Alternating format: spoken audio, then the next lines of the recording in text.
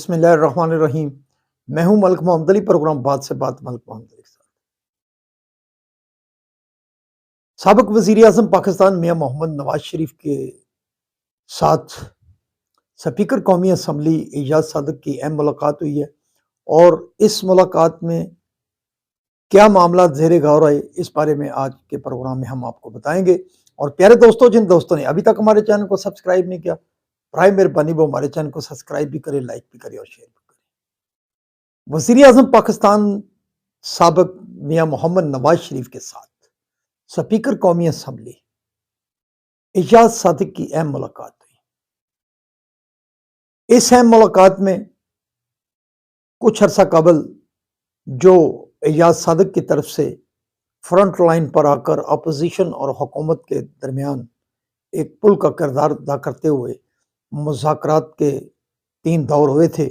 لیکن ان 3 ادوار جو ملاقاتوں کے ہوئے ان میں بعد میں تحریک انصاف بیک آؤٹ کر گئی، اور اعجاز صادق پھر کہتے ہیں کہ ان کا پلیٹ فارم کھلا ہے اور وہ مذاکرات کے سلسلے میں مکمل طور پر حاضر ہیں۔ اس حوالے سے پارلیمنٹ کا 1 سال مکمل ہونے پر صدر آصف زرداری بھی پارلیمنٹ ہاؤس پہنچے، اور انہوں نے پارلیمنٹ ہاؤس سے مشترکہ جو اجلاس تھا اس میں خطاب کیا۔ اس سے قبل انہوں نے سپیکر چیمبر میں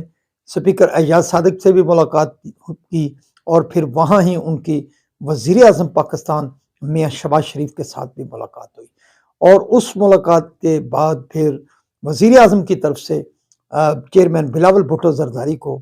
ان کے دیگر ساتھیوں کے ہمراہ افطار ڈنر بھی دیا گیا، جس میں بڑے سارے معاملات زیر غور آئے۔